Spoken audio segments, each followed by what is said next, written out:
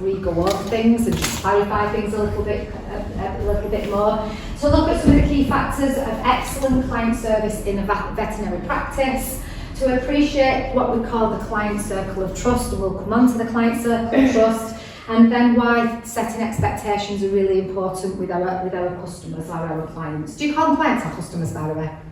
Yeah, I do as well. So are we limited to just those two? Yeah. So if I say clients or customers, I'm meaning the same thing, because I do actually as well. So why do we think it matters? Why do we think it matters, everybody? It keeps people understanding they've got a value of service and going back. It develops a relationship. Yeah, definitely. Yeah. Word of mouth and recommendations. Yeah, hugely. Anything else? Let's have a look what I've got. Because our animals are seen as our family these days, aren't they? It's definitely had a shift into animals. I put mine on the screen there. They are part of my life. They mean the world to me. And basically, wherever I take my dog, and I will use Jethro as my example, I really need to know that I trust the people the care that I'm putting him into. I need to know that the reception team that I actually go to see know what they're actually doing. I took him, so I've been with Jethro at a vet practice for quite a long time now, and they know who we are. Okay, I sent my husband in to pick up some medication the other day. I said, please will you pop in, I've not got time to go in. He said, yeah, he doesn't do the dog stuff. He's like, no. He doesn't ask the right questions or anything, so I do it all. So I said, just nip in and tell him that I've got some drugs ordered. He said, yeah, no problem. He went into the reception desk. He rang me up at the reception desk and he went, nobody's like acknowledging me. I'm just here. Well, say hello to him. Because he's a bit, like I said, he's a bit like, he's a bit introvert. So he said, well, just say, excuse me. And he was like, been stood there for ages. Not one person had looked at him when he went into the reception at the veterinary practice. He then said, when they eventually did look up at him, he made out like, hi, I'm here, sort of thing. They said, yeah, hello. He said, I've just come to collect Jethro's medication. And they said, okay, not. So anyway, they went off, got his medication, came back. And they said, that's such a price. And he said, no. He said, it's all through insurance, it's on an ongoing claim and insurance. Well, no, you're going to have to pay for it. They were really off with him. Every time I go in, I don't have a problem. They know exactly who I am, do you know what I mean? And they're great with me, okay? But actually, it started me thinking about things, and I thought, why was it any different for me going in to see them with Jethro, do you know, than my husband going picking their medication? What's broken there? You know, like what part of it is any different to when I go in if it's my husband that actually goes in and sees them? They didn't acknowledge him, they didn't care about him, they charged us for the medication, he paid for it because they were not having it, that it was on insurance. They didn't even look at the client records to find out what was going on. They were just adamant that he was paying for it and he wasn't getting that, they weren't having that medication until he'd been actually gone. Can you see where, like, sometimes it just slips, it just falls? I started my life, by the way, as a receptionist. I know where you are, and I've been there. I worked at a beautiful place called Pennine Vex at the time, back over in Bolton, and I was the receptionist there, and I absolutely really loved my job. I loved dealing with the people, the animals. I just felt at home. But it was like, this is my home, this is my baby. It was great. So I'm not standing here as a vet nurse telling you I have been in your shoes as well. But it just made me think about, why do we let it slip sometimes, okay? Because Pets are seen as our family. He was really upset with the fact that they didn't even think about anything when he'd gone in. They just saw him as a person, that he was coming in to collect some meds, they wanted to charge him. They didn't know anything about Jethro, do you know what I mean, at the time. So he felt really disgruntled by it. It was absolutely, he said, I just wouldn't go to vet there again, Charlotte, if I was you. So we're umming and ahhing at the moment. The thing is, he's been there since he was a puppy, he's now 5-year-old.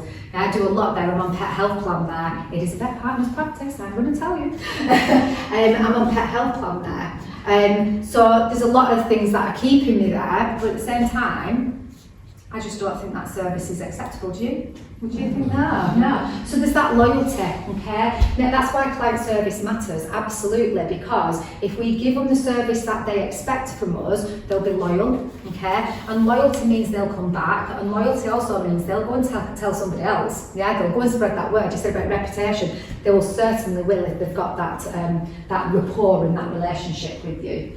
There's also an element of compliance. Making sure that we're doing things correctly, in the right manner, following those procedures and protocols, and that actually it's the same for all of our customers as well. So if we're giving the right customer service and we're following all our rules and regulations and following protocols and things, we're actually being compliant, and they see that, okay? Our customers actually see that as well. Reputation, I've just spoke about reputation, that's a huge part, because how many people, do you not think we are negative Nellies, the human race? We just love negativity, don't we? We love saying to people, oh, it was rubbish there, I don't want to go there. When you've been for a bad meal, oh, don't go there, it was awful. But when you've had a good meal, we don't often tell people, do we? If something's bad or service is bad, you always see someone slagging people off online, don't you, or on Facebook or anything. But very rarely do we see all the great stuff, yeah? So it's really important that we maintain that reputation by giving that service as well. And ultimately, and I don't like to talk about it like this, ultimately, if client service is there and it's great and we get valued customers and they come back and they repeat, we've got a sustainable practice. We've got a practice that's going to keep going, yeah? Because otherwise, if we're not getting customers, we're not going to be sustainable, are we? So it's really, really important. So, what do you think clients want from us in veterinary practice? Just two of those. What do you think are the most two important to our clients? Has anybody seen this that way before?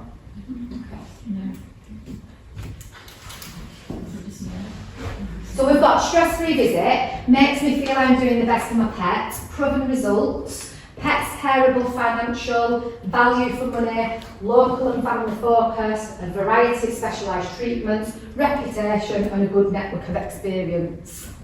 Makes me think I'm doing the best for my pet and Yeah. pet careable financial.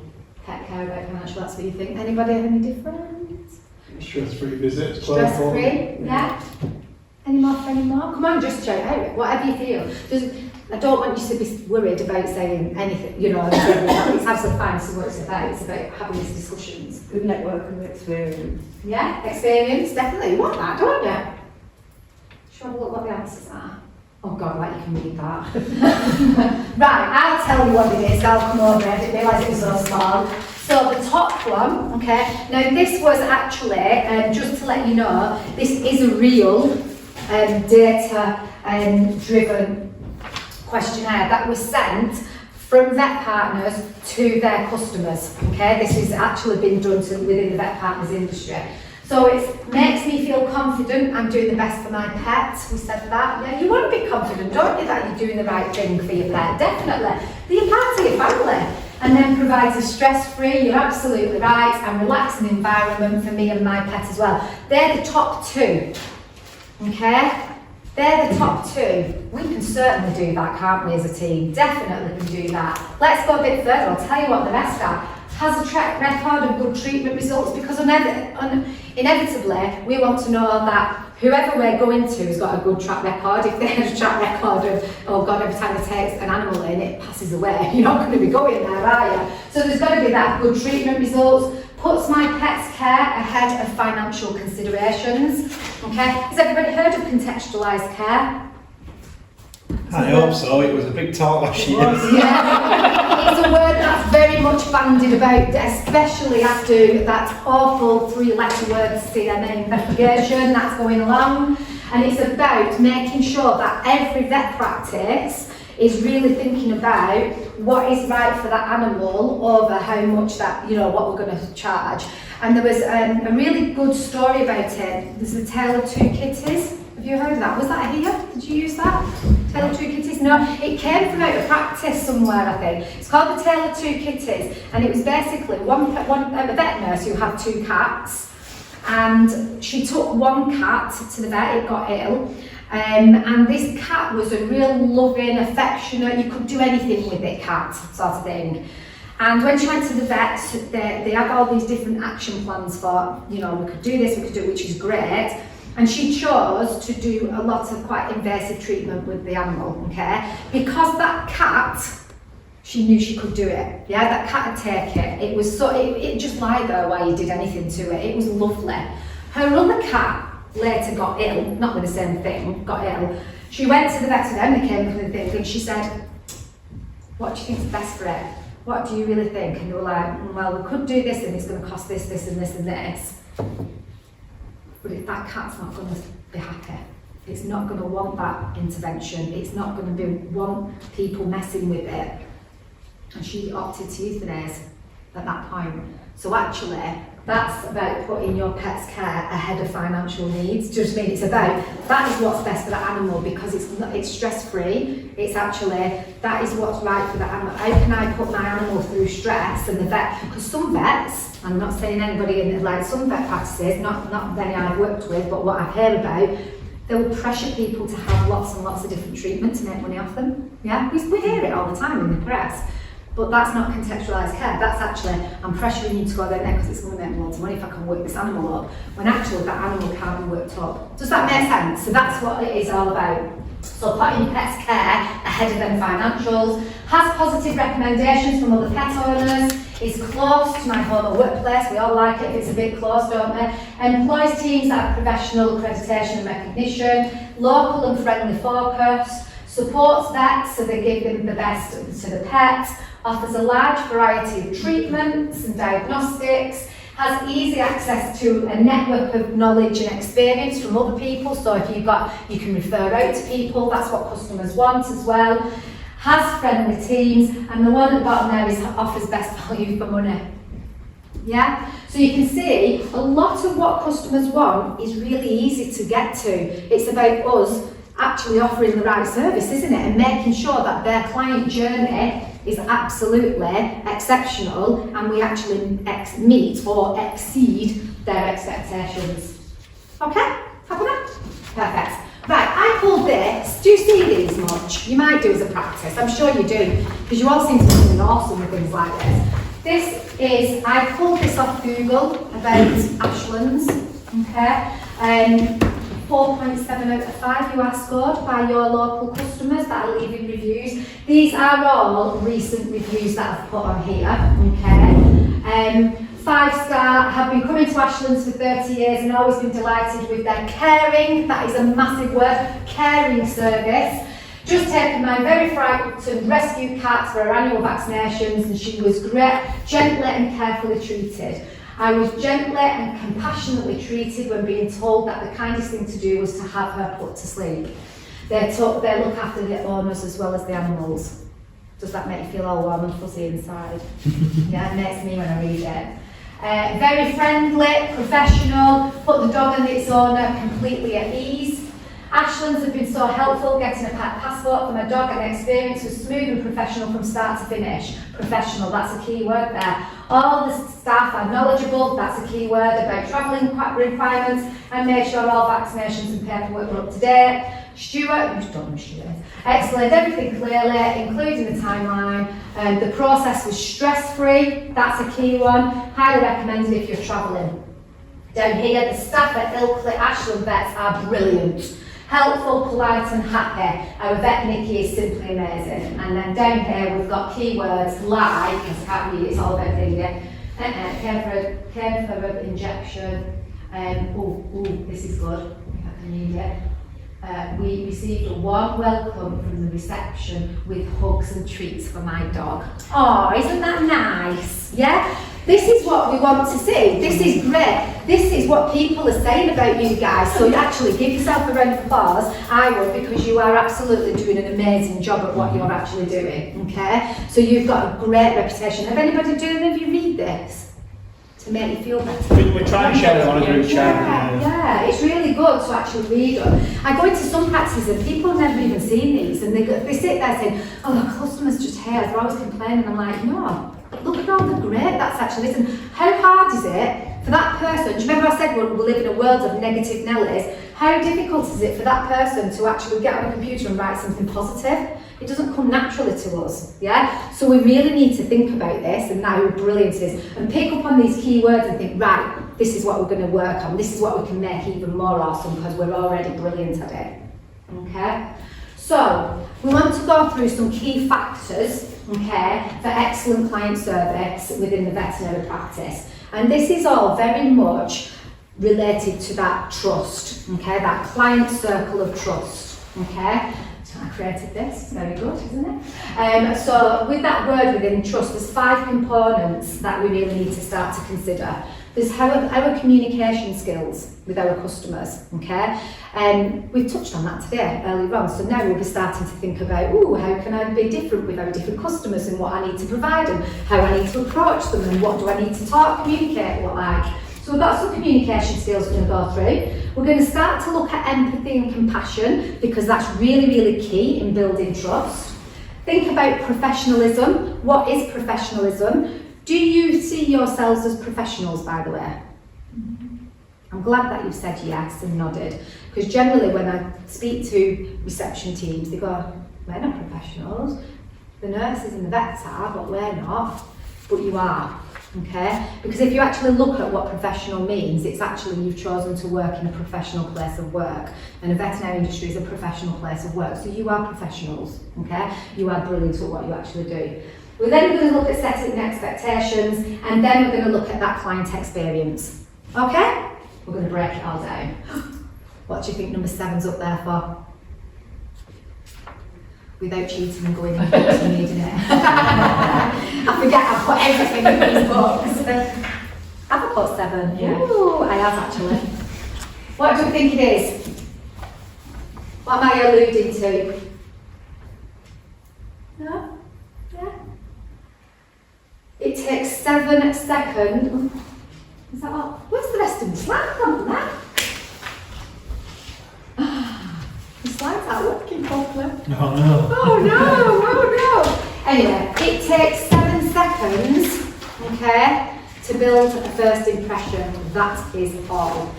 Okay? So you think about when you answer the telephone to that person, 7 seconds into that telephone call, they have built an impression of what they're going to expect from you.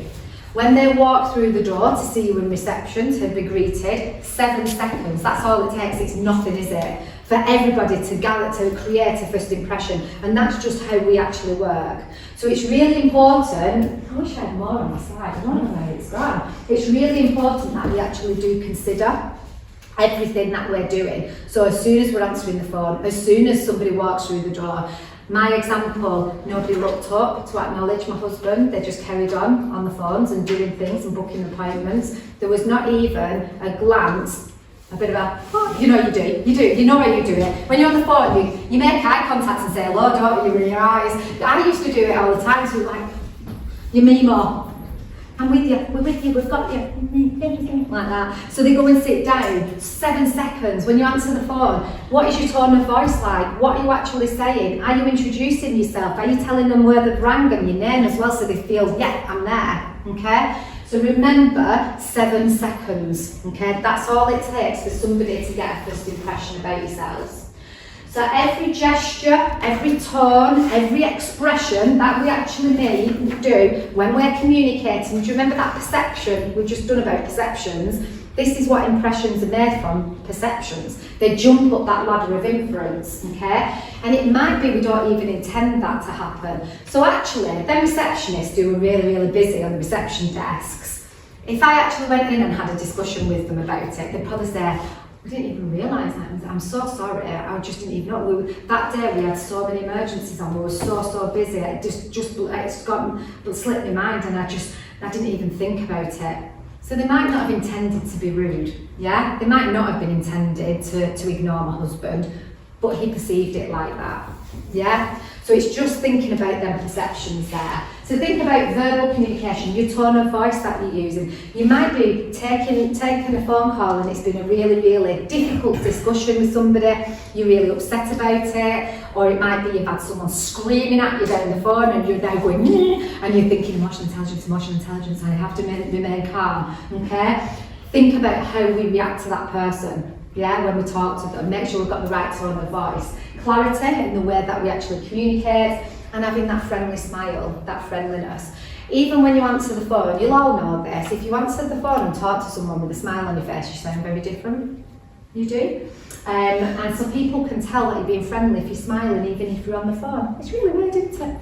As with, if you have got somebody difficult on the phone, do you know that if you stand up, it helps? So if you're on the phone to somebody and they're being really difficult, stand up and take your phone call stood up. Don't know what it is, I don't know what it is, but it makes you feel a bit more empowered, I think, because you stood up, rather than being a little bit, feeling a bit inferior because you sat down and behind a desk having someone shout at you. So stand up. What it actually does when you actually stand up as well, it allows the opportunity for you to put your shoulders back, take more oxygen in, okay? It's all very, very medical, I'm not going to go into it, but when we get more oxygen, we fill up our lungs, it releases lots of more endorphins, around the body, makes us feel more at ease. It's actually a clinical thing, they say. Take a deep breath. If somebody's shouting at you, take a deep breath, get your shoulders back and you'll start to feel a lot better. So anyway, friendliness. And then non-verbal communication, that is obviously when somebody comes into the actual practice. Think about your body language, okay? Are you sort of crouched behind the desk, like not even entertaining them and just looking up? Or are you quite welcoming, open arm gestures? Hi, lovely to see you again. Hi, Fluffy, nice to see you. Everybody loves you petting their animals, don't they? Like, oh yeah, I know him, so good. So make sure we've got that body language where we're open and inclusive. So we're using lots of gestures, we're using lots of eye contact, even just going around and petting or looking over and having a look at them. Eye contact, posture, smiling and attentiveness. These are all key traits to good non-verbal communication. I'm not teaching anybody anything today, by the way. This is all about, we're just going to go over this, just a bit of a refresher. So don't think I think none of you do this and I'm trying to teach something, because I'm absolutely not. So, this is all about communication skills. Where is that come? All about, it looks different colour, doesn't it? All about communication skills. And this is how communication works. Now, I said earlier on about them barriers, didn't I? Okay, so remember, there's still them barriers, them filters, where our beliefs, our attitudes, our mood, whatever's going on around us, everything is all impacts communication. But when you think of any form of communication, okay, any form, initially we're going to have a sender. So that's going to be the person that actually thinks of something that they want to communicate to you. So it might be, I've got a good example for you. So, client, okay, Mrs. Smith comes home, okay, been on a dog walk, dog's been running around the park, local park, tracing its ball on its flipping thing, comes home, okay, I thought that was a key then, comes home into the house, she goes off, takes all the lead off, she comes back, oh my god, there's blood everywhere. Yeah, there's blood all over the kitchen floor, the dog is lying on its side, okay, so it's lying on its side in lateral recumbency, so lying on its side and it's panting, like that, okay? Sender has this concept or idea. What's that idea she's going to have in her head? Ring the vet. Something going on here. I think the dog's dying, something's happened, I don't know what's going on, where's that blood come from? It's lying, it's collapsed, it's panting, oh my word, that's its idea. She then formulates this into words, right, what I'm going to tell that, this is what I'm going to tell that. She then rings up the vet, okay, so this is that medium, she rings the vet, she says, hi vet, I don't know what's happened, but I've had my dog on the road, and it's a warm day as well. I've had my dog outside and it's been running around the park playing fetch, and now it's come home, there's blood everywhere, it's collapsed on the floor and it's breathing heavily and I don't know what's up with it. Oh my God. So then, there's us who are taking in this communication, we're listening to that communication, we're decoding it. Do you remember that ladder of inference that I talked about earlier? Yeah? Where actually, we hear things, and we create a perception and jump to an assumption of what it is. What's our first thing? What's our first thing we're going to do when we hear that down the phone? Oh my God, my dog's collapsed, there's blood everywhere, I don't know what to do, he's on his side. To be dead honest, what was your initial thing? Initial. We'll just get the facts. Perfect. Take the emotion out of it. Perfect. And whilst being empathetic. Yeah, perfect. I think 9 times out of 10 say that some people say, oh, he needs to come straight to the vet, we don't know what's up with him. Yeah? Or bring him straight down, he's collapsed, there's blood everywhere. Because you would, yeah? You might do, you might think, because actually you're on the phone, you're listening to this, you've got someone else who's going, talking to you. You've got somebody who's walked in who's waving at you and you're trying to acknowledge them. You're doing 500 things at once as a receptionist. You're laughing because this happens and you're going, oh Jesus, and you just want to go, right, just bring him straight down, that's fine, it's emergency. Everybody, we've got an emergency, we've got a dog coming in. Yeah, that's what happens. That is what happens, okay? The ladder of inference has come into play here because we've heard, we've listened and we've gone straight to the top and gone, shit, the dog's dying, we need to get it in, it's an emergency. That's us decoding that information, okay? We then have to reconstruct that information to make sense of it, to make a meaning of it. But then there's all this noise. This noise here isn't noise like noise. This is everything else going around. That's the person who's tapping you, tippy-tapping you on your shoulder. Can I help you? Can I help you? Can I help you? There's another person who's going like this to you in the background. There's a customer going, waving at you, you're like, trying to do everything here. This is that.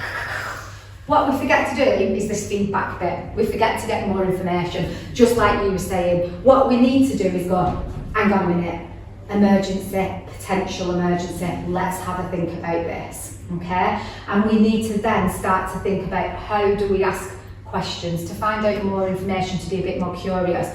And naturally, we want to do it straight away, don't we? We want to do it, we want them down, we want them in. But actually, just taking some time to say, okay, I need to ask you a few questions and find out a bit more information. So you've just took your dog on the park.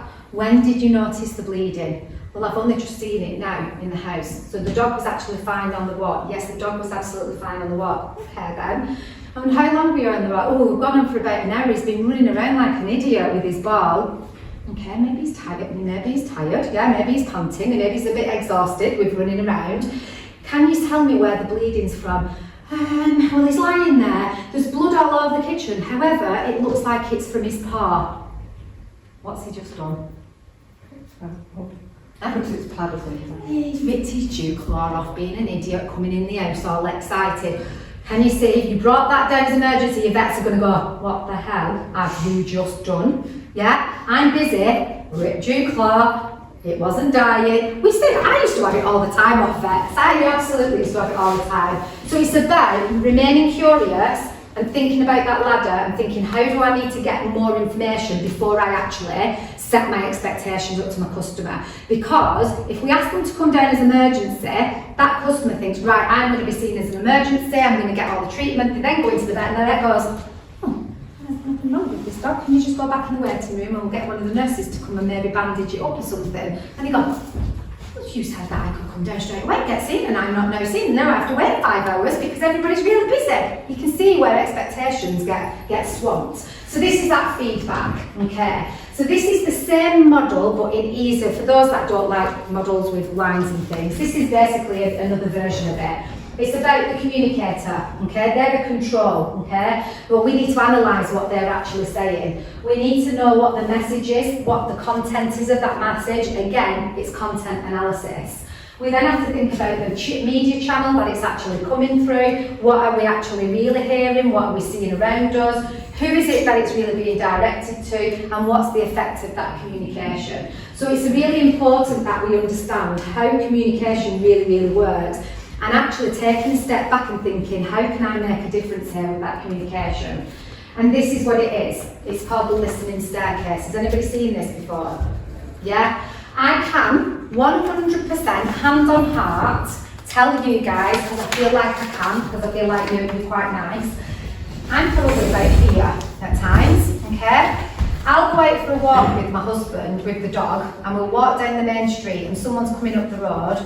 Straight away, I'm going, oh God, I can't believe I'm talking to these people. And I'm prodding them going, come on, cross over. And he's like, don't be so rude. I'm like that. So they stand in front of us, okay, and they're having a conversation, and I can feel my husband hitting me with like, and I'm like looking at him, and then we walk off, and he'll go, you're so rude, Charlotte. And I'm like, I said, what have I done? And he went, they're talking to you, and you're looking at what's going on over there, and I can see your eyes over there, looking at somewhere. He said, you like that?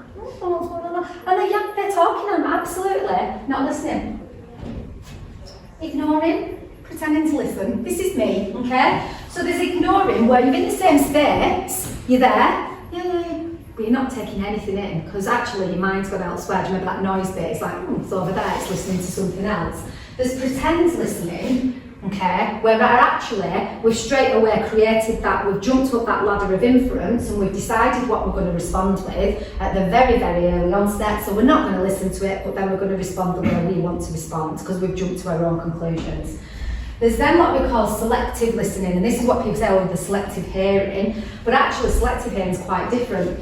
Selective listening is actually, you have built your opinion on it, what they're going to say, and you listen and listen and listen, and you know that you're going to disagree anyway with what they're saying. So that's like selective listening, because you've started to build a picture, but you're waiting to disagree with it. There's then what we call attentive listening, okay? So that's having a listening to understand. So that's actually block it out, what's going on, block it out, I'm with you, I'm listening, I'm attentively listening, I know what you mean, and I'm going to communicate it back so that we're on the same page. Does that make sense? And then the best one is empathetic listening, because that is actually doing that attentive listening so that you're listening to understand, but also you understand and appreciate and show that their emotions as well. So it's giving them that, I understand how you feel about this. So that's empathetic listening. As a person who's listening to somebody, okay, and it sounds really basic listening, doesn't it? What we aim to do is we want to be up here somewhere, okay? Not down here like me, okay, many times, but up here. We want to make sure that we're actively listening to the person that we're talking to, okay? So there's 7 active listening skills that we can do. Listening isn't just about hearing words, okay? So I'm talking to you guys now, and I do wonder how many might be active listening, or who's just pacifying and looking at me and nodding and they were thinking of something else, or what they're actually doing. I'm not going to put anybody on the spot, but there are 7 different active listening skills. The first one is to ask open questions. So I'm talking to you now, okay? To actively listen, you would ask questions to me. So you just said that, Charlotte, does that mean that? Yeah? Can you tell me a little bit more about it? When would we need to do that? How would that look to people? That's what an open question is. Does everybody know what open questions start with? I know that sounds like a really random question, but it's amazing how many people don't. So for those that don't want to say, okay, an open question will start with what, where, when, why, who, or how. Yeah? Because if we start a question with those words, they've got to give you information. If you said, do you, are you, is the dog, that's a closed question, yes or no. We're getting no information from them. Does that make sense? So it's making sure that we use these open questions. Once they've answered, we've asked an open question. Oh, okay. So how long ago was it that you came back home and you saw the blood? They're going to give you some information, aren't they? Yeah? You can then probe a little bit more. This is probing questions. This is what we call probing questions. Delve in, be curious, go a little bit further. And then we repeat what we've heard. So everybody heard of the thing chunking and checking? So chunking and checking is basically doing that. It's sort of, if I said, I want you to go out of that white door, to chunk and check, you'd say, you want me to go out that white door? Yeah? And then I know that you know that I understand you and you understand me. If you work in the nuclear power industry, not that any of you do because you're here, but if you did work in the nuclear power industry, every single conversation that you have to do that. You have to do this paraphrasing, because if somebody said, whatever you do, don't press that red button, and you didn't paraphrase that and you went, I'm sure you just told me to press that red button, we've set everybody on fire, we need to make sure we both understand each other. Yeah, so they make sure they paraphrase. So it's really important we do that with our customers. Be attuned and into their feelings as well, okay, so that's that emotional intelligence I talked about. And then make sure that at the end we summarise everything, that discussion that we've had. So this is what we're going to do moving forward, okay? And then also be attentive to everything that you're dealing with that customer. Does that all make sense? So actually listening to someone isn't about just using our ears, it's actually about delving deeper, being a bit more curious with what we need to know. And this is a great little model here about sort of seeking to understand first. So it's about open questions, ask those open questions, okay, to find out some information, then listen to the response, probe a little bit more, listen to the response, clarify what we've just heard, so that's chunking and checking, listening again to say yes, that's fine, and then close it. Yeah, you can do a closed question there if you need to. Happy with that, everybody? Okay. Right, we're going to do an activity. Okay. I just need to go to my notes to find out what I need to whisper. Just one moment, because I can't see along the notes. I'll have to think of something now. I have to think of a phrase off the top of my head. That's not good. I'm not good at making decisions. Right, we'll do 2 little teams. If you get yourself into like 2 teams, so we'll have 1, 2, 3, 4. Maybe 2 more come over this side. Yeah. And we've got more or less equal numbers. We've got 1, 2, 3, 6, 3. Maybe 1 more go over there if we can. Will someone join that team? I'm not gonna. Right, so 1 person join that team. Right, I need somebody to be a volunteer in each team. You be it? Can I have a volunteer? I've been voluntold. Right.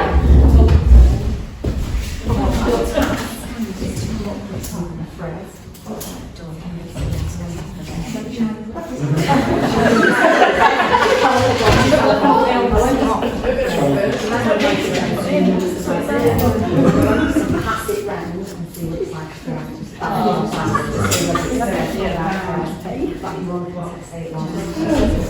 Same phrase and then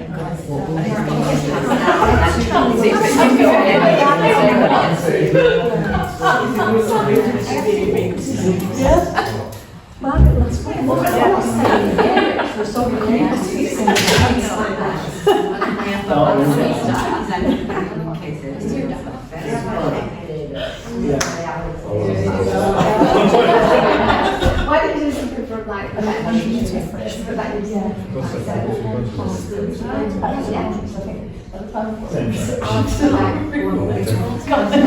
The conflabbing. Yeah. Let's come down here. They're really taking this seriously, aren't they? So the idea, what they're going to do,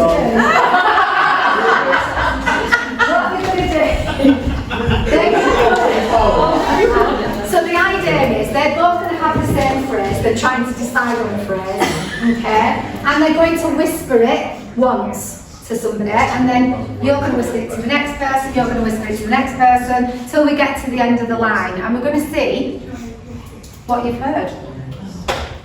Okay? You can't write anything down, or you can't make notes, you've just got to listen, you've just got to stand and listen, okay? So we'll have you all in a line and it's easier. Stand and listen, and then the last one can tell us what we heard. So just stand up in your rows, in a row. It's the afternoon lull after lunch, we've got to get up. Who's going first on this team to lead this message? Whoever. I'll start with me. Can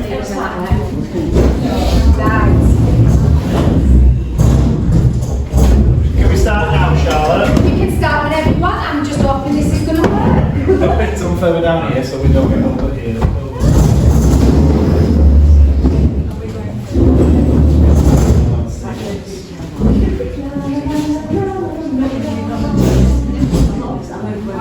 Oh yeah, I've done it now.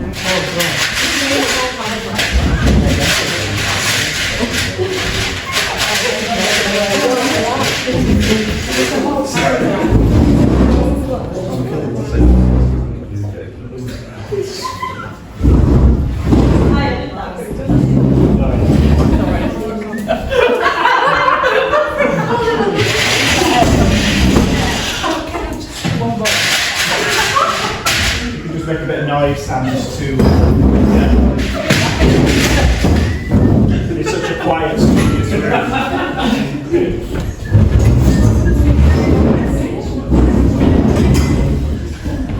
That's a good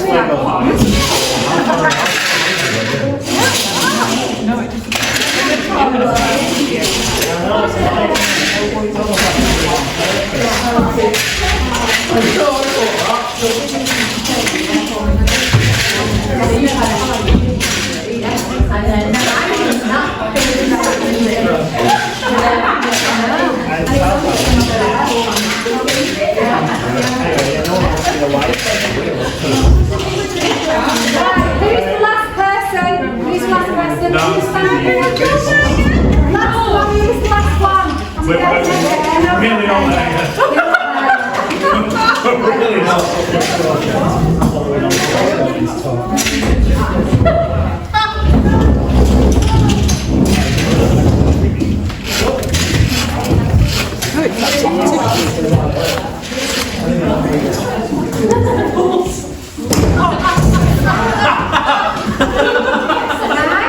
We done? Yeah. Cars question. Nice.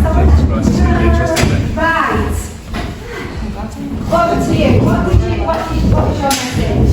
The team is like a box of crayons. Nobody wants to be the white one because it's pointless. Okay, the team is like a Nobody wants to do the right one because it's pointless. fabulous. Well done, team. You did well there. You did well. That means that you are actually all actively listening. Okay, you are actually listening well. I, on purpose, tried to make all the noise. I don't know if you noticed, I was tipping things out, I was moving chairs, I was singing, I was doing that to try and get you to think, no. So you've all done really well there with your active listening. I can 100% tell you I've done this so many times with people. I generally sometimes do this with, I have a story of the 3 bears, called The Lampson 3 Bears, and I read the story and then I ask them questions, true or false questions, to see who gets them right and wrong. The majority of people get them wrong because they think I'm talking about the 3 bears, but I'm not. I ask them, I do a different story, but similar. Does that make sense? So it's like that's more about assumptions and perceptions. But well done that you actually heard that phrase right. You've just ruined my task now. But no, it means to say that you actually are actively listening. You're hearing what people are actually saying. Did any of you ask questions in between to find out each other? Be open and honest. Be honest. Or did you just literally listen? No, we asked them to repeat it to make sure it was right. You did ask them to repeat it? Yeah, just say that again to make sure I've heard it. Right, okay. So if you'd have done that without asking any questions, do you think you would have heard it right? Maybe not. Yeah? Okay. Good. Right, that was just a little game to get your energy levels back up after all the food that we've actually had. So this is the importance of effective communication, okay? It ensures that clarity, doesn't it? You said, you asked a question to say, can you tell, is that what you just said to me? Yeah, that's what I said, that's clarity, isn't it? It ensures that clarity.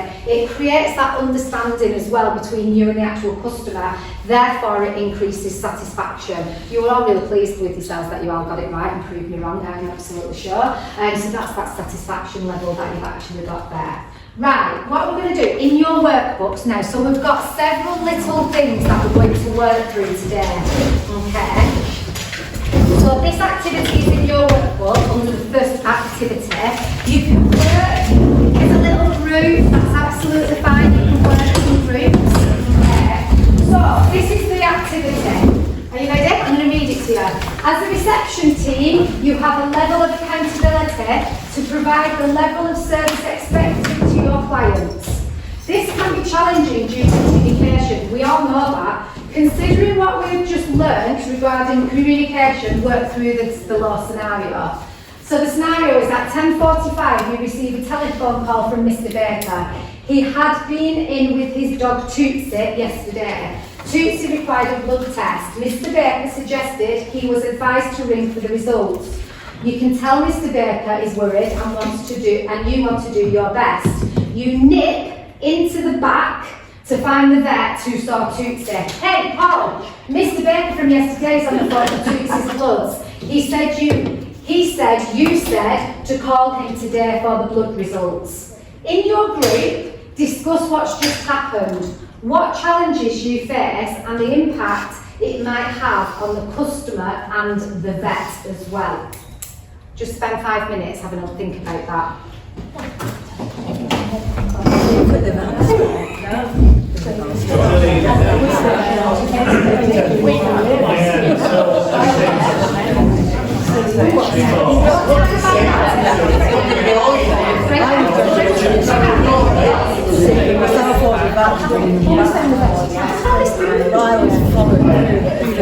Says I'm not going to get Great.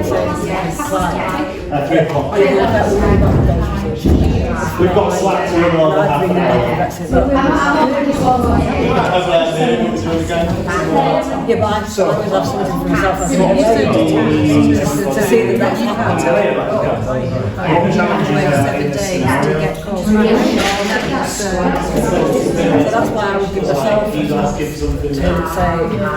this is all, may not be. Yeah. We've all been around at 10:45 See it happening in a few days, I'll get back to you. Say, look, it's not It's exactly that. So 10:45 is, you know, we probably get on the opposite by that time. I would have loved to follow myself. But is this how you maybe say,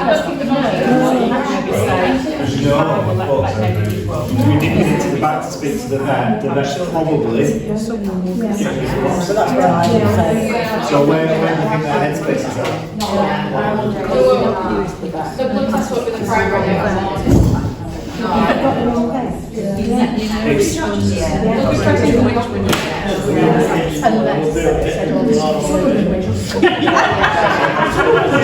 the way this person, what this person is doing is frustrating the vet, we're at 10:45, so we know the reason deep into Looking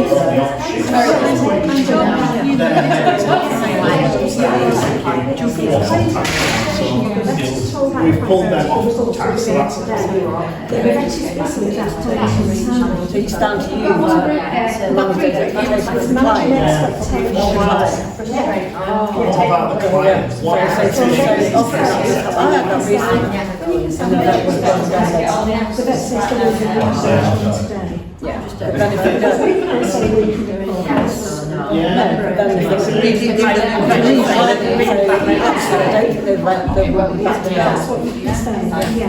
so as a receptionist, I think it's part of your job. we definitely have an expectation. It's only you that gets it. That's going to ring the bell. Who's he going to make look And then bad? another receptionist gets that phone call. I don't listen to that. They said they were going to get back to it, and they haven't. It just knocks it down the line, doesn't it, to somebody else? So I like to take a bit more ownership. Yeah. I just think it's better to take a little bit more ownership, so that it's not batter on somebody else, because it's not, you know, it's not going to happen. Because they're allowed. Well, what's happened here is the blood test has been done.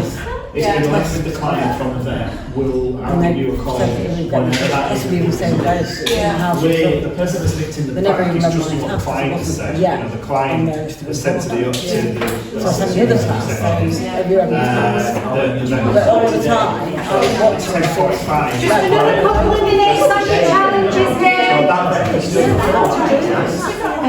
but not 10:45. We've already And it makes you shift your request onto certain restaurants. I'm going to give you this because I was going to flip chat when I'm Because not you flip asked chatting. me, you know. I'd love to advise you challenges down, okay, that you've just discussed. Right, your key challenges down. It's just a deal. There you are, it's a weekly writer.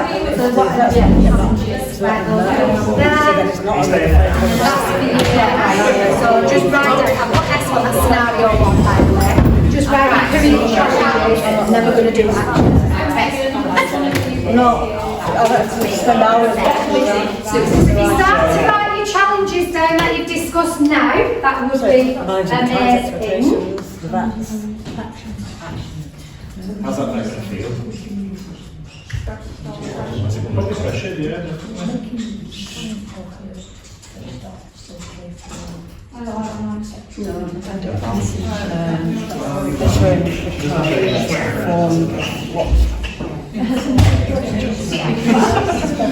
So probably something like this that I understood. So that's communication.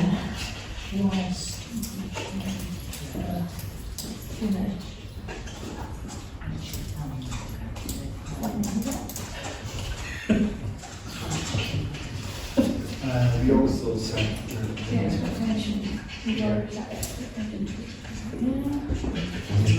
Well, 1 more minute for your challenges, that's it. Times there. Yeah, so it was Right. It's not clear.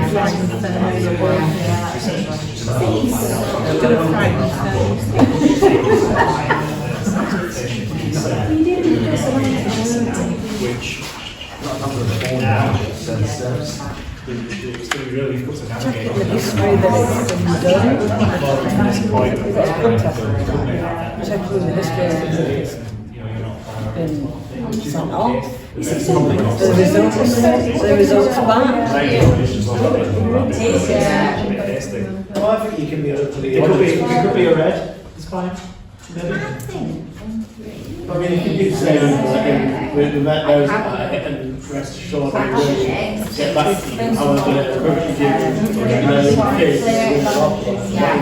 Right guys, from those challenges that you have put onto your sheets, okay, let's share, in fact what we'll do is share them, okay, share me your challenges, so tell us what your challenges are, let's see if we've all got the same challenges. Making the client feel valued and heard and understood. Okay, Finding, interrupting the vet, being the go-between between the client and the vet. yeah, okay. Impact on vet, impact on client, Yeah. what do you think? Well, the client is believing that they should get the information there and then Yeah. because they're very concerned about their pet and obviously their expectations weren't managed correctly when they left or they didn't hear that. Yes. And with the vet, it obviously will impact on them because it could be interrupting something, they could be in theatre, they could have other things in their lives, so yeah. Yeah. Also on here, it says, you said to call in today for the results. Is that your protocol? No. Do we think the vet said that? Do we not? How are we going to find this information? Yeah. What can we do? Well, some of them say that, just to pacify people. You just don't know, do you? Okay, what are your challenges, sorry? We've put manage clients' expectations and ensure the client's updated, because we know that they're not going to get the results if you walk into the vet. And then tasking and dealing with the responses from the vets. So some vets will just say, oh, I'll have a look now. Other vets will have more important things to do and you'll have to keep updating the client to make sure that they don't feel ignored. Yeah, definitely. Thank you. What about this group? What were your challenges? Very similar challenges to me. Same thing as not interrupting the vet. At that point, they'll probably be busy. It's going to put more pressure on the vet and also could make them look bad if that's what they've said. Also, again, the expectation is more room for disappointment if you're telling them you're going to go find out and then come back with nothing. Okay, brilliant.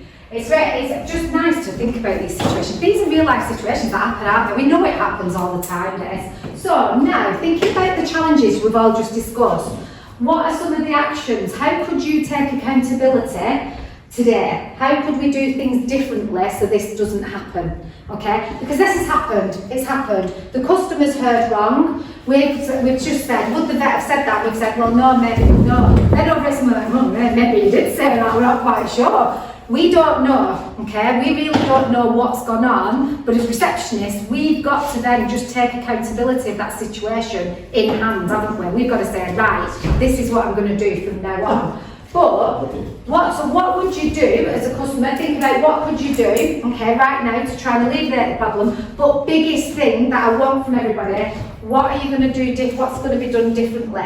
So remember, you are as important, if not more important at times, at that front of house face value with your customers of setting expectations up. If you know that there are procedures and policies that are not working or not sort of in place, what can you do about that? Make vets aware that they need to be very clear with their instructions to the client and what they're going to be doing. What you need to do is empower yourselves. Reception team, we're going to empower ourselves. This is actually how it works better. If you just, could it be, we have something that we hand out to all our customers when we do a blood sample to tell them the protocol of what happens with a blood sample, because that's what you get when you go to a hospital. You'll get something given to you, won't you, to say what's going on. These are really little minute things that will make the difference for you guys in the reception area when you're dealing with these customers, okay? Not only that, we need to start to think about actually going finding the vet, going round the back and going, oh Paul, such things here. You've all alluded to the fact he might actually be under stress or duress of doing something else, and what might he do then? He might take it out on you, yeah, he might take it out on you. He also might give you the wrong information, mightn't he? Because he's not got the time to digest that information and think about it. Thinking about them colours of our vets, the majority of them have got that blue in them. They're not going to want to give quick decisions or quick answers to you. We forget that, because we're trying to keep that customer happy. So is it right for us to be nipping to the back to talk to our vet to say, oh, such your body's hair, have you got the blood results? Because it's not within their nature. So we need to, I know that's not saying it's making excuses for them not to have them bloods ready, if that's what they've said, but it's leaning into one another a little bit and thinking about actually our ways of working. Does that make sense? I'm trying to really link it in properly. So just spend another few minutes writing now of some ideas of how you could prevent this happening in the future.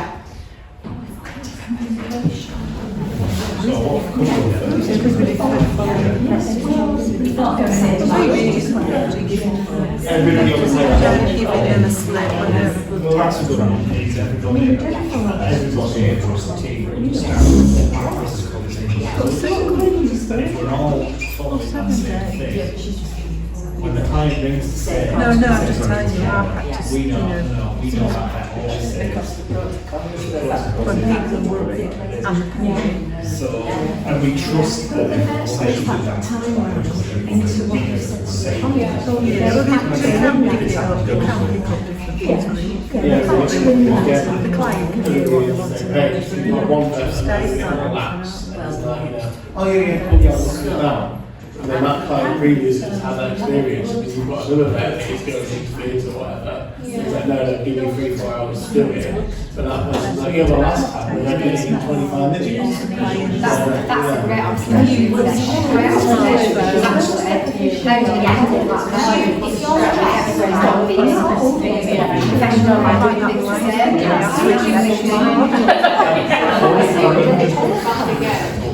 A woman, that's what I say.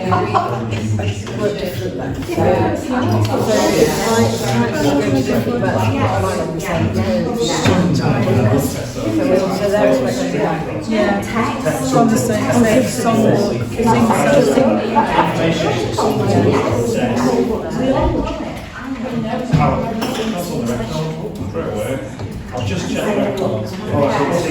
Have you wrote down your little actions? Have you done that? Yeah? Okay. You got some action? Just keep hold of them actions, that's why I've asked you to write them down, because what we're going to do is at the end, we're going to try and put all these actions together, and then we can look at how are we going to do this differently moving forward then. Is there something that we need to work on as a team? So, okay, part number 2 of our little trust model that I actually created is empathy and compassion, okay? So this is making sure that we actually do communicate with empathy and with compassion. So we all know what empathy is, okay? It's actually putting yourself in the shoes of that person, yeah? And actually appreciating how they actually feel about that.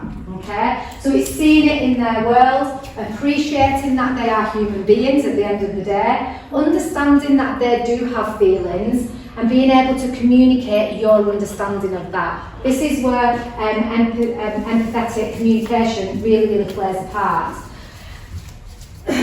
Empathy is very, very different from sympathy. Does everybody know why?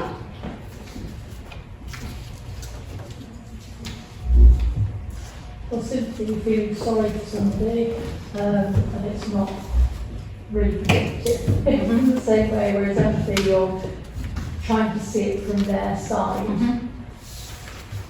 Yeah, it is very different. Empathy and sympathy are really, really different. When we're being empathetic, we're basically acknowledging, okay? We're giving that acknowledging to how they actually feel, and that's absolutely really great.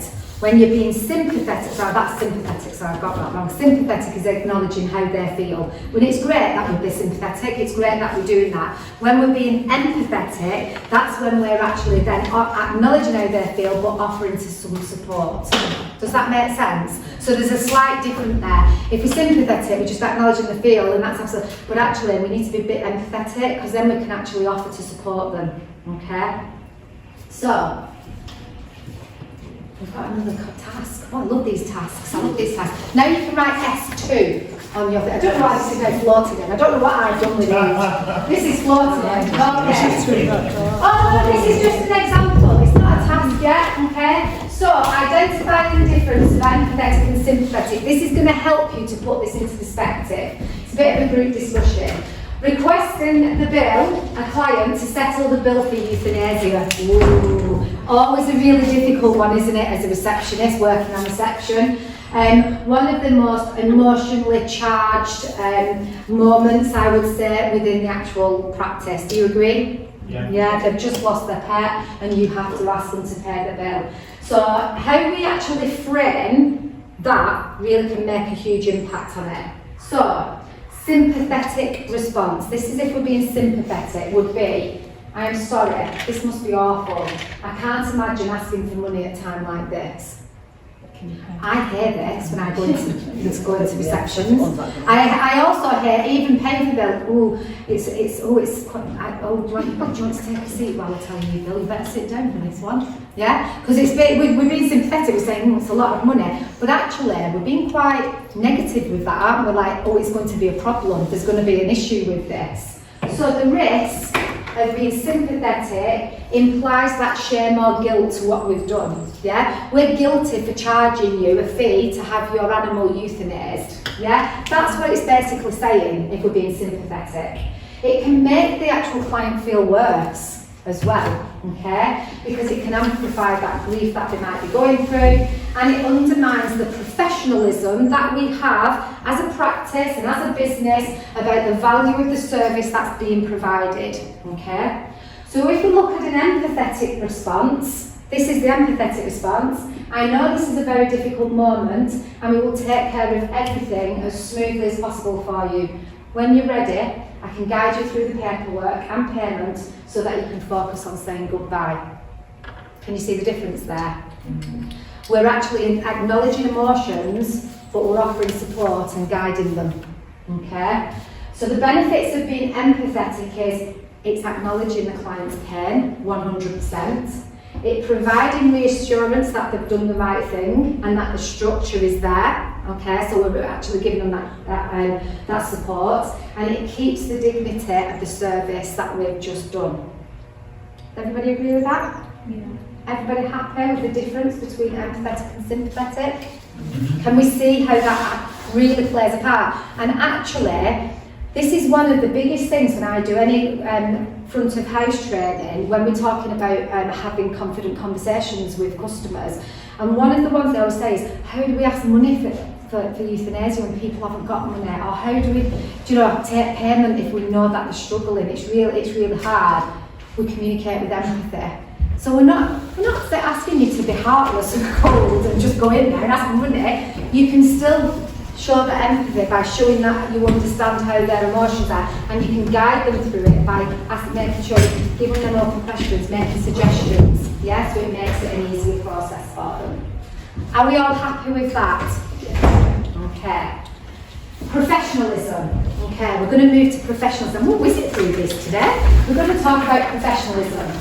This is a model called the Tetra Class model, okay, and it was created to show what we could do, not we as in just us, that everybody can do, everybody who's in a customer service sort of environment, how we can influence customer satisfaction, okay. So there's 4 parts of the Tetra Class model. There's the plus. So the plus is basically, these are the things that are going to really delight a person. We don't necessarily have to do it to meet satisfaction or expectation, but it's that one step further, it's that wow factor, that amazing thing that we actually do, okay? The key is really important. We've got to do that, it's important. And if we don't hit the key things, we're going to really they're not going to be satisfied with us, are they? We've then got secondary. So these are the things that actually would be really nice if they did that, but it's not actually influencing the way that I feel as a customer. And then the basic things are then minimum you'd like to expect. If you think of like hotel rooms here, if you pay for a basic hotel, you expect a basic bed, yeah, a toilet, a sink, yeah, okay. The actual key for that one would be that it flushes the toilet, that it actually works, yeah. We want to go up a little bit of a level. Then we've got those plus factors, what might be actually, we're paying for basic, but look, I've got a really nice coffee machine and a biscuit. Yeah, and this is really nice now. My satisfaction level's just gone bigger. So we're thinking about how we can utilise these different areas to make sure we're influencing client satisfaction. So, okay, influences on client satisfaction. To get the plus side, this is going to increase our customer loyalty. They're going to come back to us because we're increasing our actual service that we're actually providing. If we look at just the key side, it's just going to improve client satisfaction. And like I said, the basic ones are really imperative, okay? So today we're going to start to look at this plus side, okay? We're going to think about this plus side over the next slide. And what we're going to think about is this, thoughtful and reliable. Think of those two words, okay? Because actually that is a plus. Your customers aren't seeing this, yeah, this air of professionalism, because this might be happening in the background. But if we're not thoughtful to one another as a team, and we're not reliable, and we already spoke about it, in fact, what's your name, sorry? Tom mentioned, I was listening to him, he said, well, what if one vet says, oh yeah, when we talk about the blood results, one vet you might go to and he'll go and happily go and get the results for you straight away. The other vet might say, well, give me 4 hours. And that customer has been in twice for the same thing, but actually, have we been fair? Has the service been the same? So this is that thoughtful and reliable. It's thinking about what we do as a team, as a practice, to make sure that we remain on that plus side with being thoughtful and reliable all the time. Does that make sense? So we need to be thinking about thoughtfulness and reliable. Your next activity, your next scenario, okay? As a reception team, you have a level of accountability, and I'm going to keep saying this so it drums into you, to provide the level of service expected to your clients. It can be challenging due to communication. Considering what we have just learned regarding professionalism, walk through the below, work through the below. Scenario, Mrs. Johnson calls into the practice. Hi, I'm just passing by. I thought it would be a good idea to collect some of Luna's medication. She's on it permanently, this was my husband, so it makes sense to get more whilst I'm in the area. You ask Mrs. Johnson to take a seat and head off to find the vet. You can see George the vet walking towards you and you ask him if Luna can have some more meds, advising the client is in the waiting area, is in the waiting area. I don't know why I brought that, I wrote it wrong. Does that situation happen quite frequently? Somebody just come in to get their meds that they've not been scheduled to collect? You wouldn't go to a vet and say, oh, can I have some meds? No. That's good, that's good. What I want you to do in your group then, I want you to discuss your current protocol if this did happen. If somebody came in and asked for these meds, I want you to discuss your current protocol, what challenges you face and the impact it has both on the customer and the vet. Okay, so does that make sense? So we're now looking at the protocol for if somebody's apologise, the prescription medication has been outlined.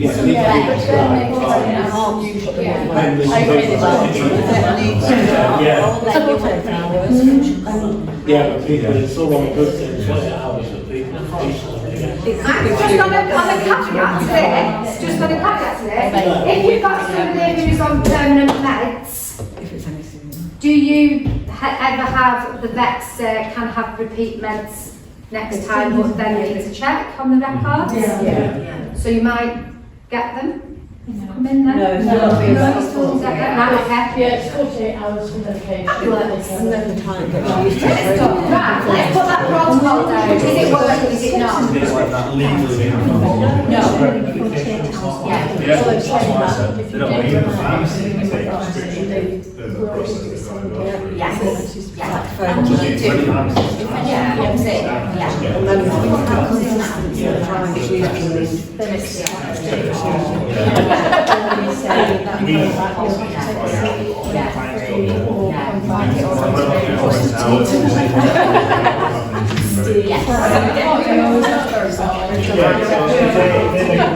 I have to know what everybody's eating. Consideration food film. If it was another, if they can figure it out, medication there. Yeah. Food, what's it called? Food noise. Yes, I need to That's your problem, isn't it?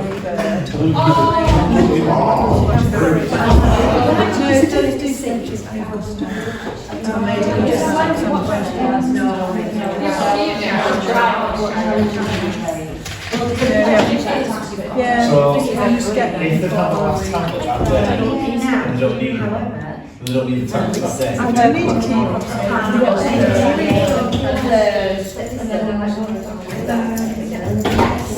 No, so it's not. Do you want me to add that one in? So that's a good question.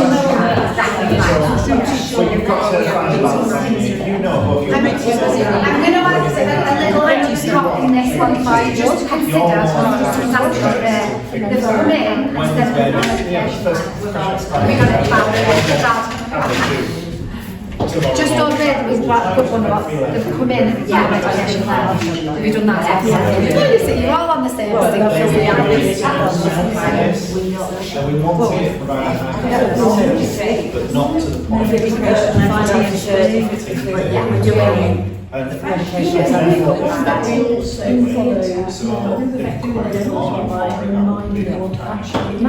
so hopefully, you know, we start getting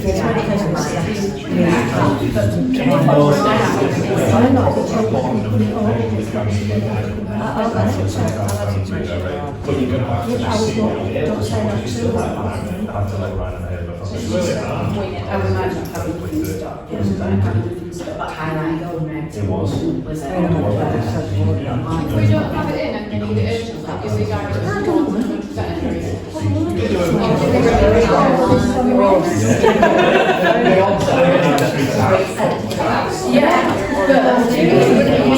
If you've done your challenges now I want you to start thinking about what can we do differently. Not the challenges, you've brought your protocol down, what you actually do. Is there any challenges within that protocol that you find? Okay, if there's any challenges within that protocol, what can we do differently? Or what would you like to suggest that we could do differently? Well, the hardest thing is the protocol.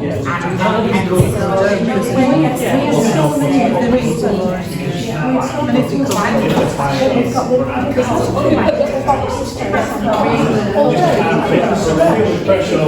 you know, we, from my perspective, I give you one for show the side, I guess what we're good, we just want to make sure all the time, because clients it's like the last that client wants fast. And if we provide that service, we don't want to take time, but it's 10 minutes. And you create one thing that lost. So the last time, they can just get me the med straight away. And, you know, it puts you in a worse situation the next time.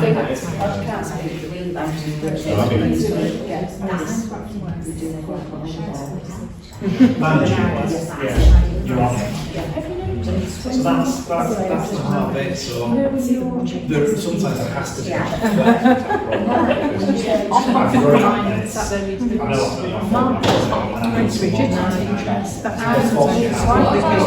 You can set the tone with that time and go on this occasion, but next time I need you to know it's for it's not even want to follow up as well. Because when we go, we need to take the books. you can go, oh, you saw me last time. Just do it again. Do you want to tell us the book? Yeah, exactly. And how are we all getting on with that?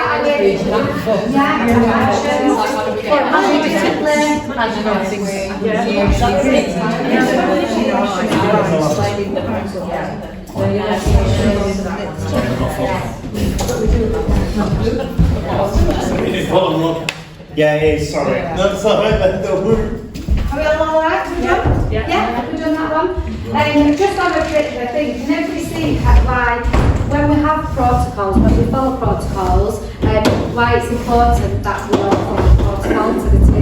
And again, this is absolutely no, I'm not saying any of you are not following protocols. Even if we've got other team members that are not following the protocols, we need to make sure that we give them feedback. That's what we were talking about before. Yeah, it might be that they're just a bit of just do it. If we keep doing, if somebody comes in for meds and they want them then, and then like this person said, oh, I'm just coming in for the meds, and we say, oh, sorry, you've got 48 hours, we've got to give 48 hours notice. They might sit and say, well, last time I just came in for it. Oh, you get that. Yeah, last time I just came in for it because somebody else has not followed the protocol and followed that professionalism and that thoughtfulness and reliability for the rest of the team. But it's actually, we can be, as reception team and reception leaders, we can be absolutely empower the team for this because you're the ones that are dealing with the customers day in, day out on this, okay? So today we're going to sort this out. That's what we're going to do. Okay. Right. Everybody happy with that? We've got some actions. The idea behind this is we're going to go through the scenarios as little groups, and then at the end we're going to build a big action plan. Yeah, we're going to look at these individually as a big group, share our ideas, and hopefully we'll be at a point where we say, right, what are we going to do differently? Who do we need to go and speak to? Whose support do we actually need? We need to speak to the vets, do we need to speak to nurses, do we need to speak to CD? Yeah, so we've got something to help you guys with all this stuff. Right, the next one here is setting expectations, okay? I'm sure you already know all of this. Again, like I said, I'm not here to teach you anything new. These opportunities, when you can all get together, are just great to share ideas and say, do you know what, it drives me mad when this happens, and this is happening, that, and we need to do something about it. That's why we're doing it.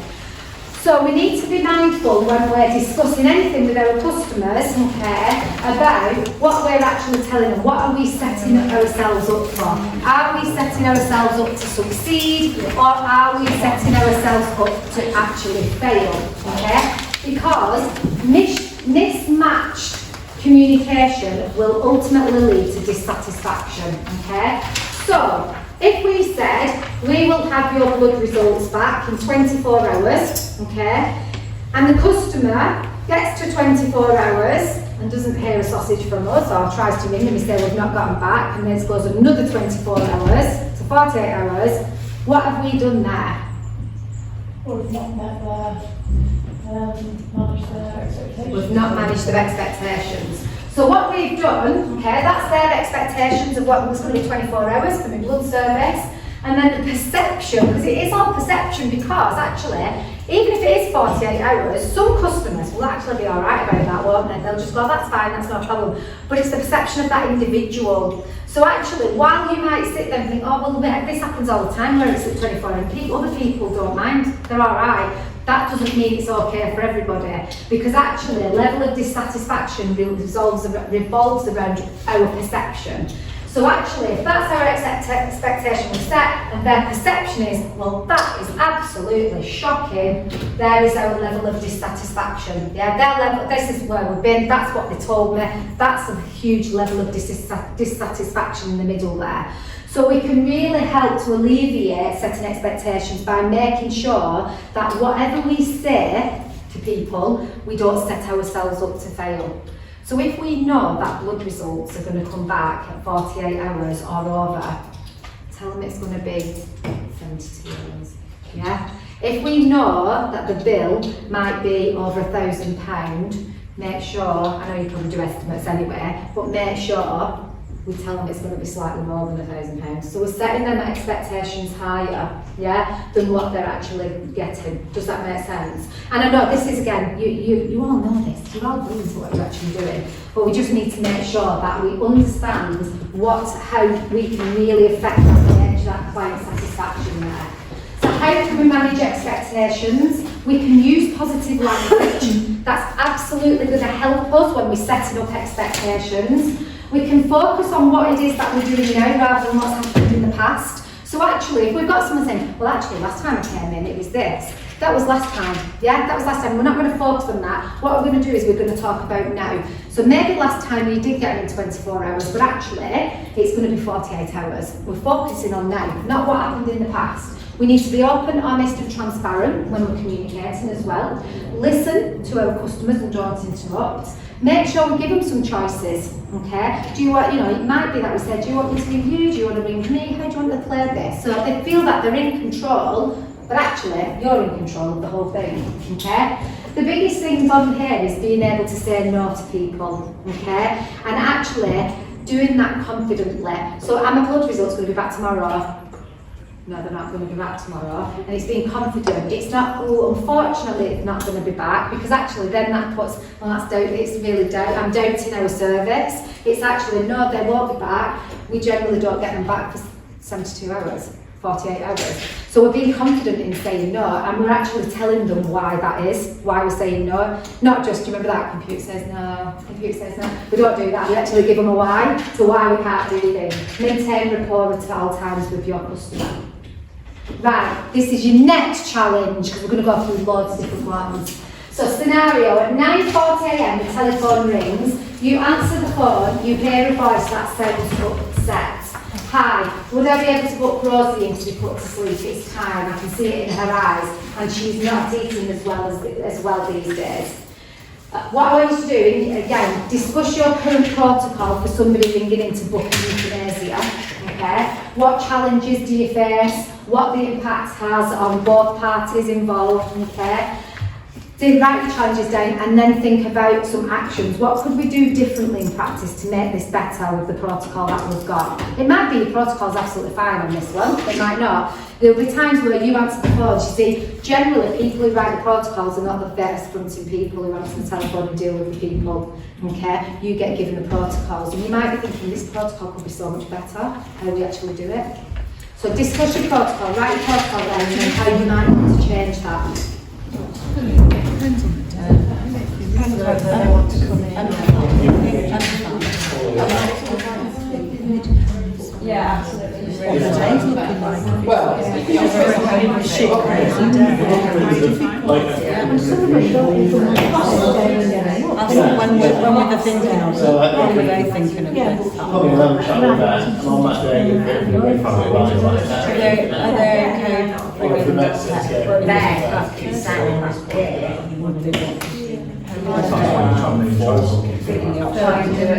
yeah. Last one before lunch, last one of the day. Give some options and choice time.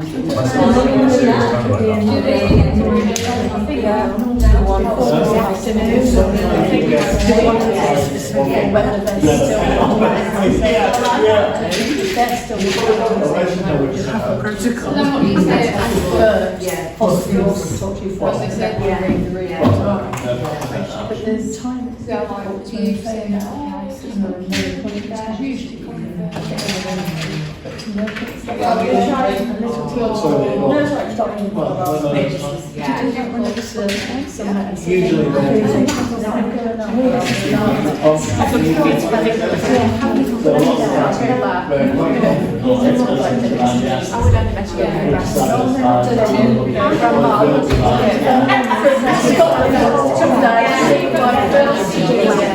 Yeah, so that always the important thing with the It's just gives my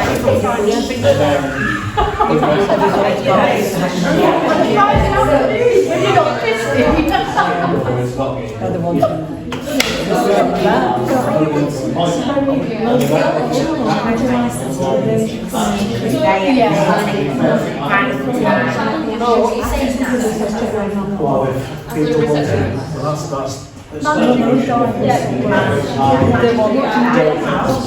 they need to talk to somebody who represents the quality? I'm so sad.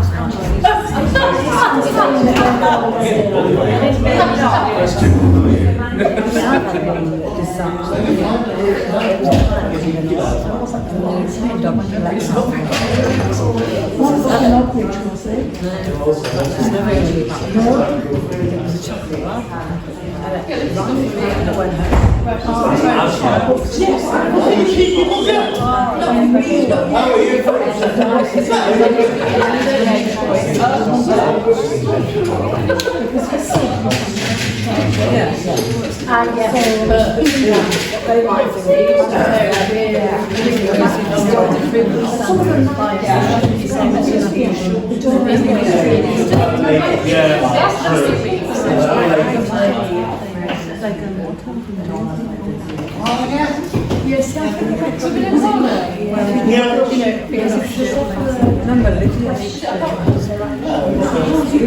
are you doing with that one there? We're not going to be done. I think we're going to go over on this a little bit. Just let me know. We'll just sit quietly. Have we done that one? Have we got some actions?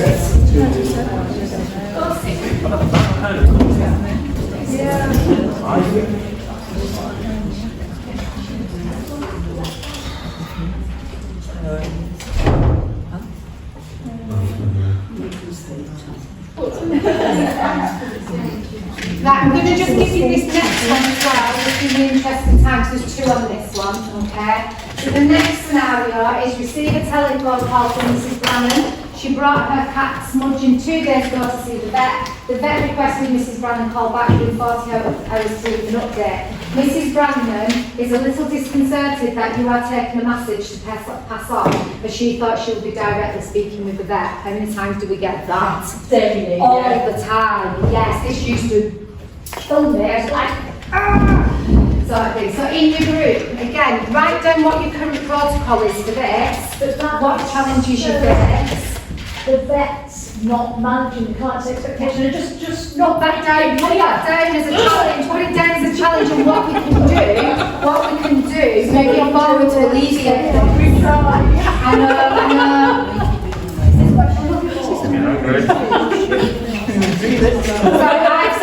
So I did a bit of a mess because I did the euthanasia one, as I just went through it by accident rather than getting us to think about it. So again, with this one, discuss your current protocol, challenges that you might face, and how you think we can overcome this in the future.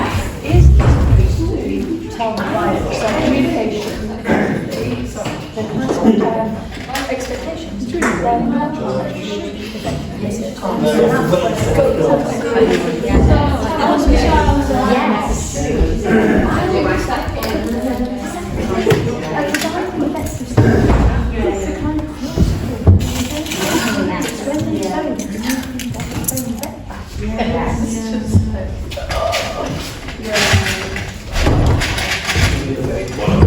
Why not? We love that.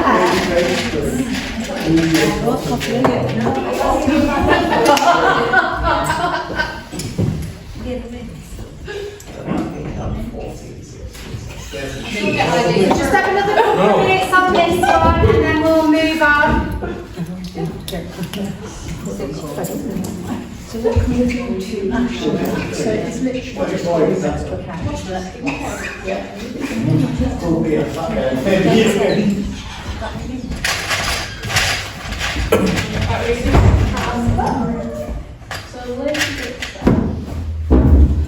What have you got next? Hold one next. Is it? I need to keep you awake.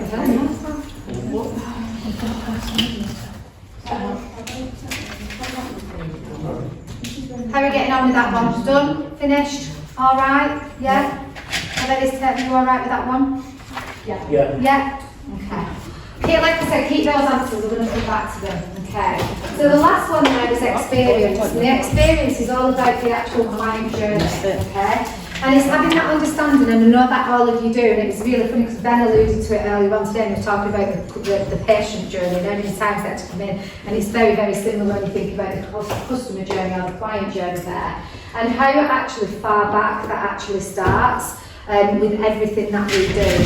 So there's actually, this is that awareness, okay, so that might be things like websites, social media, it might be sort of PR, that we're actually doing, okay, like public relations, And it also might be the role of the reception team as well. So this is what we call the awareness. This is setting our customers up. Okay, they know exactly what it is that we're going to provide, the service that we've got. It's promoting ourselves, our practice as well. So this is very much really starts when, you know, when my husband went in and nobody looked at him, that was there, wasn't it? That was then, he would have gone, see you later, I'm not going back there. They didn't promote the actual team, they didn't promote the actual practice to him there. So that's that awareness. So we really need to consider the awareness from the very early onset. We've then got consideration, okay, so that is then, once that my husband saw that person not looking at them and not acknowledging, his consideration would be, am I going to recommend this place to other people?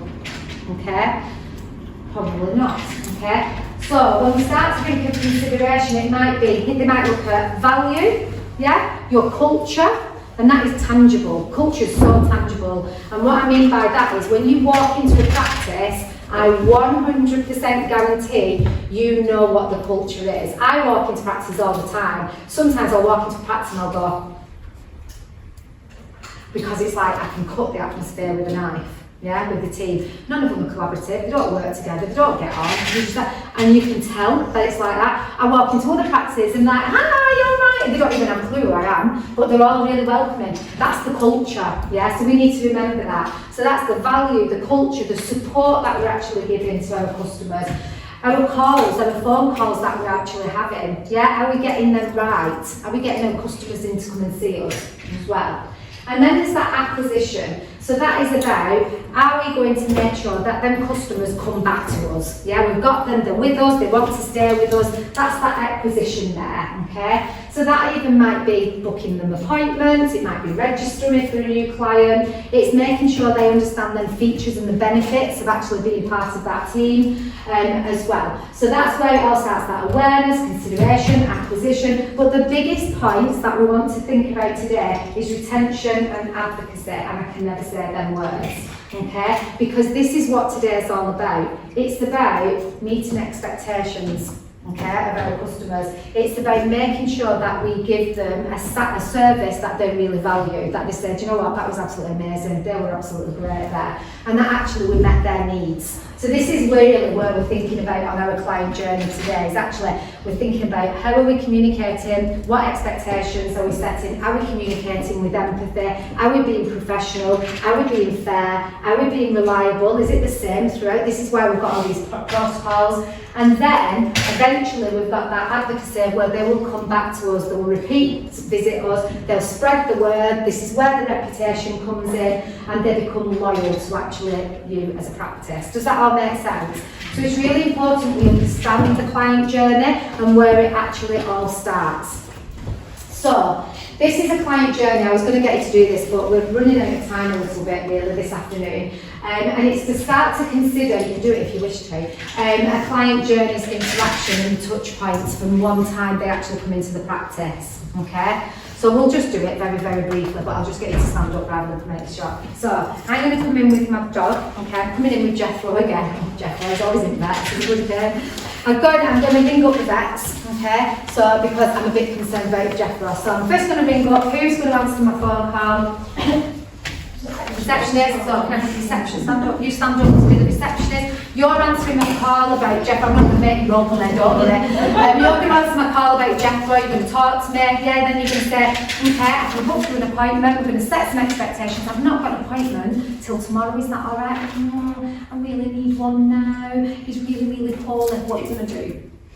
Find out more information. Find out more information. Then what might you want to do?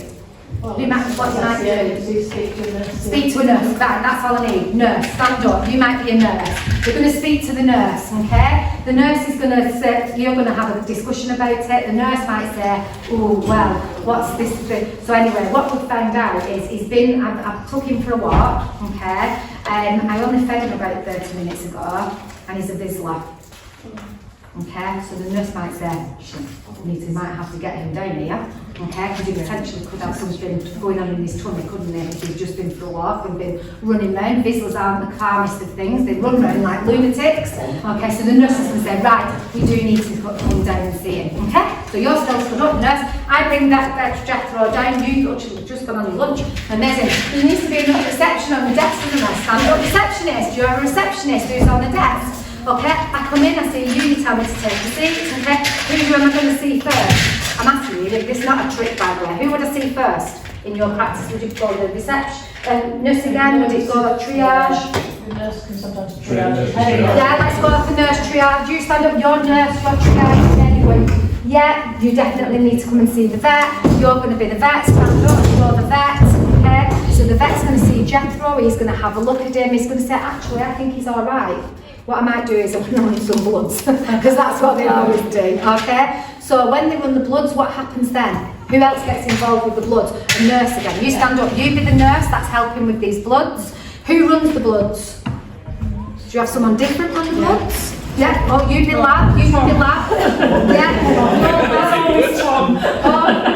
Tom, you can stand up, right? Yeah? You're stood up, you've run the bloods, you've got your blood results. What do you do with your blood results? Who do you go to? What do you do? Put them on regular vet and then task them to the vet or the A nurse. vet, okay, you can be the vet that looks at the blood results. You've looked at the blood results and you've said, yes, need to do something about this, I need to see Jethro. Who does the vet tell? Who would the vet say? Who would he tell? The owner. He would bring the owner straight away, would he? Or the Receptionist, right, so you be the you can do receptionist then. You're the one that spoke to me, yeah? So the advice is, I want to see Jethro, okay? Okay, I'm going to bring Jethro back. I've had my phone call, thank you. I've come back. You're the receptionist now, who's on? I've seen you, you're a different receptionist. You tell me to take a seat. I take a seat, do we see another vet? Do we just go straight to the vet? Different vet, it could be the vet, who's in? Might see the vet. Might be the vet who's in. So you can be the vet, you can stand up. Yeah, so you've seen me vet. You're going to dispense me some medication. Who looks after my medication? Back to reception. You stand up, just pretend to be receptionist. You stood up, you're giving me the medication. Is that it? Yeah. Yeah? Bit of aftercare? You're going to bring up Insurance. got an insurance claim. That's every single person in this room stood up, okay, to be a touch point of one single visit. You can't sit down back there. I love doing that with you because actually what it does, it makes us realise on one client journey, just one journey, how many touch points we've got to get right. And if we get any of them wrong, what happens to that chain? It breaks. That chain breaks, what happens to our customer service? It just goes, it breaks until we've lost that client satisfaction. That is how important it is that we work together as a team and we get it all right. And this is why doing these little tasks that might seem a bit remedial, attack you like, why are you doing this might give you the opportunity to say, we need to change things, we need to look into this a little bit more, we need some actions, we need to do things differently because it's not working, that chain. Yeah? Because I'll guarantee in that chain, there'll be somebody in that chain that didn't keep that expectation. Yeah? There'll be someone in there that goes, oh, I can't do that now, I can't do it, that's gone. Yeah? It might have not worked. So thanks for getting involved on that. So it's all about engaging in the client circle of trust, okay? We need to make sure that they know that we are competent, okay, and we can deliver what we say we're going to deliver.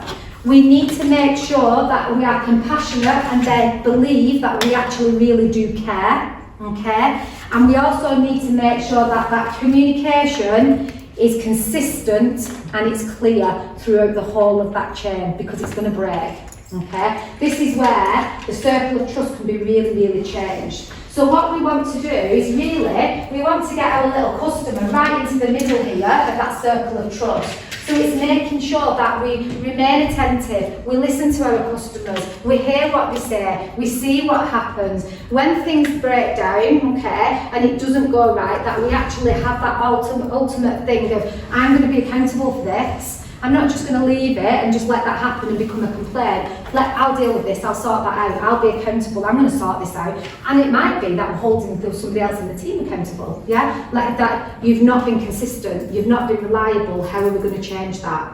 Does that make sense? So it all starts with us, and we can really, really do this. So, what we're going to do, just to finish off, because I haven't all the time, but it is happening with all so I am going to run over, is in the back of your book. So this is going to be more of a group exercise now. You'll see that there's the 5 different scenarios in the backs of your books, okay? That requesting a settlement for euthanasia, which was all about how do we ask for that. That was having that empathy, wasn't it? How do we do that differently? Blood results, repeat meds, booking euthanasia and patient updates. They all relate to them scenarios that you've just been doing there. What I want you to do now is I want you to all get together. We're going to be one big group, one big happy family. I want you to share what your challenges you thought. Decide what the challenges are that you might have all said the same challenges, yeah? So we can write the challenges, and I want you as a group to collaboratively come up with some new action, something we could do differently, or you would like to propose to do differently. I'm not saying we're going to do it, so that we can take this as a reception team, as an admin team forward and say, can we look at this? Ben's not here, unfortunately, to do this bit with us, but then we've got Ben's support. Does that make sense? To see if we can actually set some expectations ourselves, that we can listen to each other and share our ideas, but ultimately we want to empower you guys as a reception team and admin team that actually you can make a difference, and you do make a difference, and people need to listen to you guys as well. And actually we need to positively action some of these things. These aren't our big challenges, I'm sure. We can actually do something about it in practice. So get together as a team, just work through these as long as you need on these until I get told I've got to stop. That's the end of it. Okay, do you want to do that? Is that alright? So all get together, maybe all get around one table.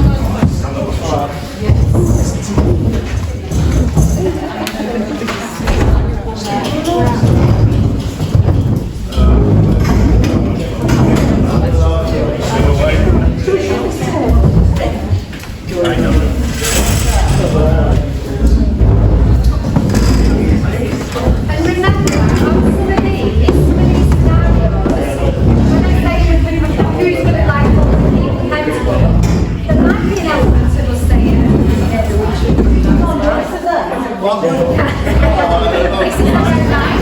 we blend into each other? How is our emotional intelligence going to work into it? Because this isn't about points on the list by all means, this is about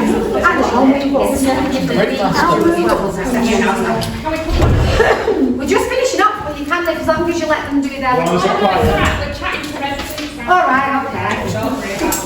Was that alright? Are you going to come and join? Alright, you're joining now. So what you might want to do is read out your challenges, then decide that that's this challenge, what we're going to do differently. Is it us that needs to do something differently? Is it something we'd like to sort of put forward? Okay? Happy with that? This is your opportunity, guys, to get together. Just on the last bit now. Oh, really? Yeah, sorry, I had to duck out. That's alright. We've gone through, what we're going to do is we're going to go through now, so you've got to try and work together. Just go through the don't do the challenges or action. Come up with like these actions, challenges, and then either be accountable or create an idea of what we're doing moving forward. Is that alright? Because some of it might be accountability. But if you understand it, I'm going to share that with you later on. So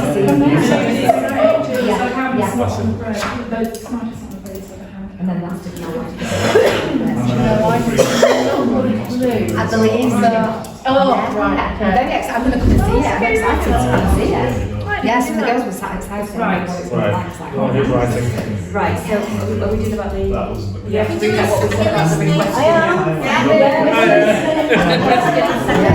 So we need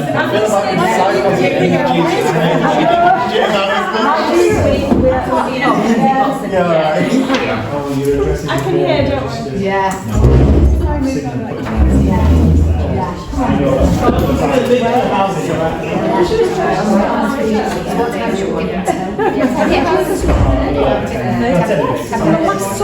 we've got 10 minutes, guys. Bella's spot. 10 minutes to do this, to complete this last task as a group. I'm sure there'll be further discussion. Right, what we're doing here. Let's just have a show of hands. Who's green on this table? Any reds on this table? Right, come on, drive this forward.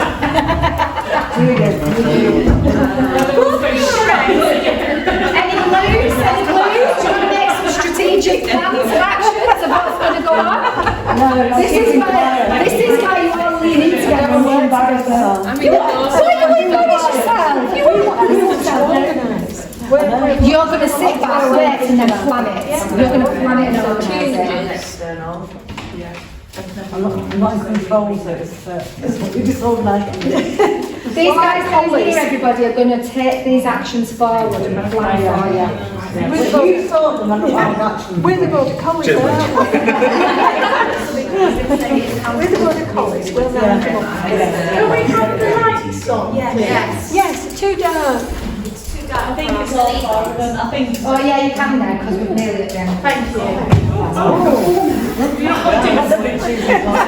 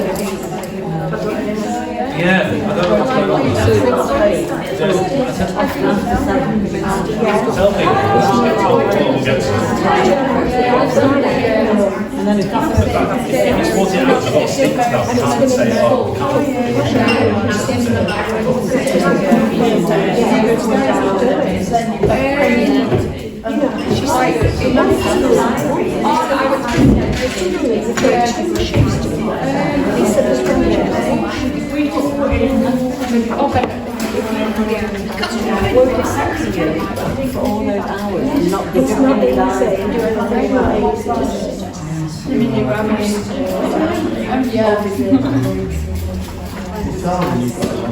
Just let me know what you changed.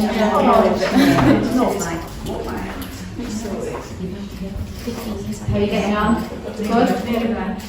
Got some good actions, got some plans, got some ideas, got some accountability. Just very, very briefly go through and then you finish.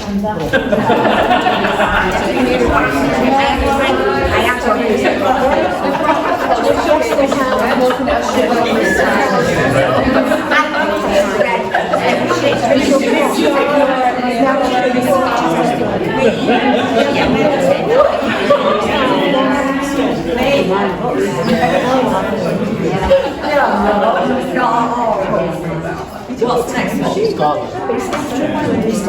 Well, Janet.